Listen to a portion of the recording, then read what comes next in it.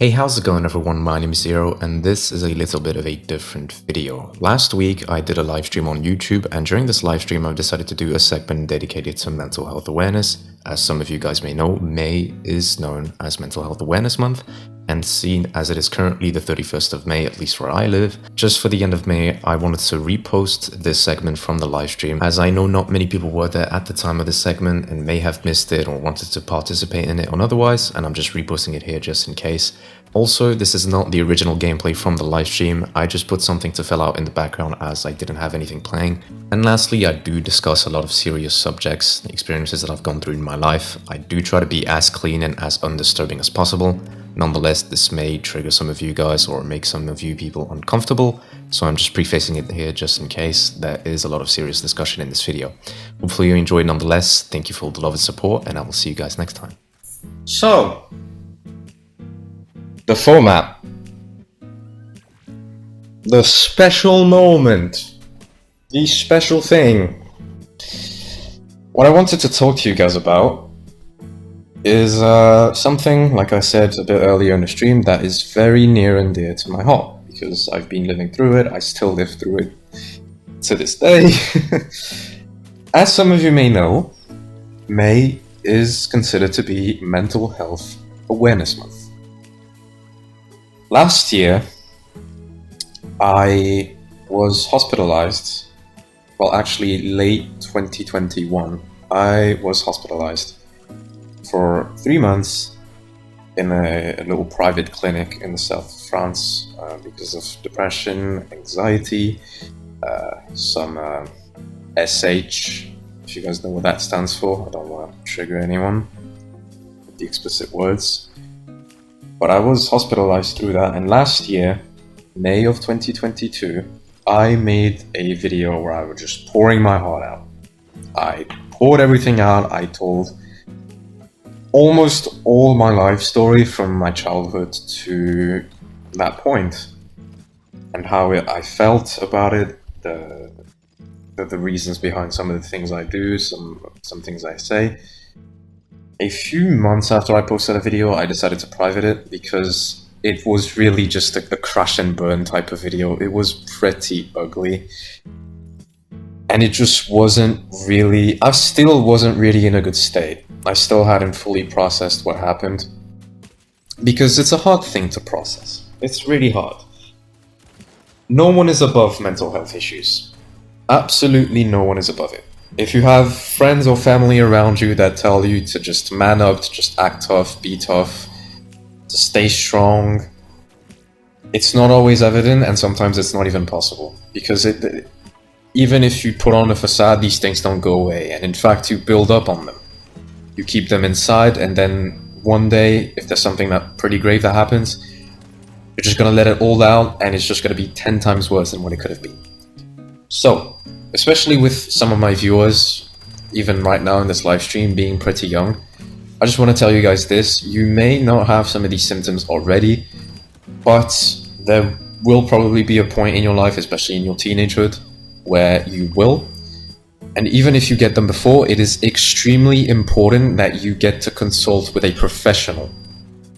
Because you will have your friends, you will have your family to confide in, and that's great, but you need some kind of serious support, because sometimes you are very clouded by your own judgment. You may think you may need something when actually you don't really need it, or it's actually worse for you.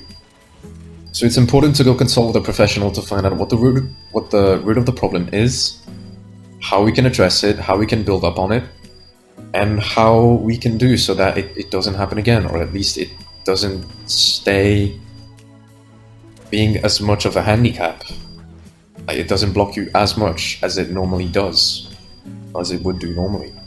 Mental health is a complex thing, like I said.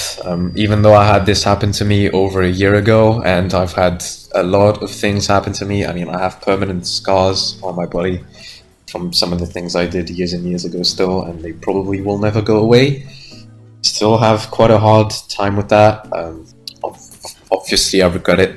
I've even tried to take me out at a few points completely. It's terrifying to come to that point. It really is. it seems terrifying because it completely is. And that's why you need to arm yourself with as much support and as much help as possible. And again, I will reiterate, there's absolutely nothing wrong in seeking help, seeking guidance, assistance. There's absolutely nothing wrong with that. There's absolutely nothing wrong with showing signs of quote-unquote weakness. There's no such thing as being weak when we talk about mental illness, because people process things differently from one another. One person might not react the same way as another person to a certain event that might be traumatic or not.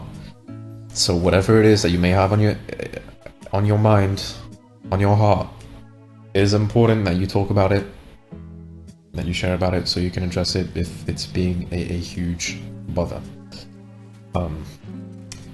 I wanted to do this kind of segment in a separate video, but I figured I would just do it here, just to see who would actually take the time to listen to what I had to say. I still feel, obviously I'm not a professional. I mean, I'm a professional when it comes to the realm of living through that kind of stuff. God, I have so much experience.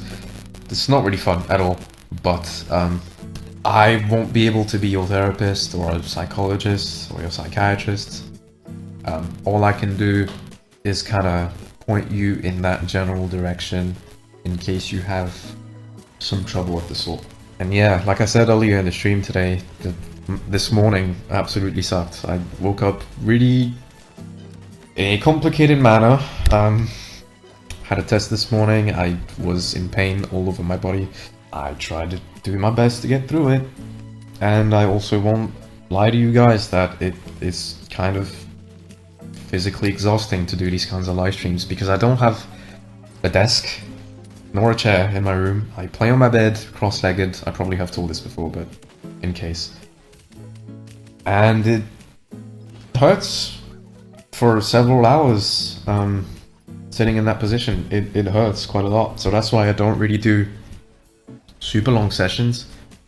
I try to limit myself while also providing the maximum amount of content to you guys, but it's a lot, and it's not. I don't want you to look at me like, oh, look at me, I'm such a saint. What I'm going through to put out content for you guys. No, it's what I decide to do. It's the choice that I have, that I decide to do because I enjoy doing it, and I have to kind of put up with it as I am putting up with some thoughts that I have that may not be always positive, or some of the stuff I've done in the past, you know, things like that. Things like that. There have been many times where I wanted to delete everything, just leave, but that's not how you arrange things. You'll hardly accomplish anything by starting anew. Just look for as much support as you guys need in these types of situations. And don't be afraid, most of all. That's the most important thing. Don't be afraid. Regardless of who you are and who you choose to be, or to love, to identify as, to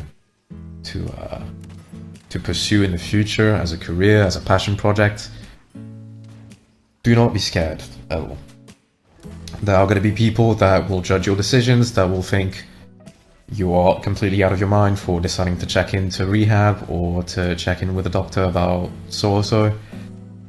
Do what is best for you, but also keep some support. Don't go in this completely blind.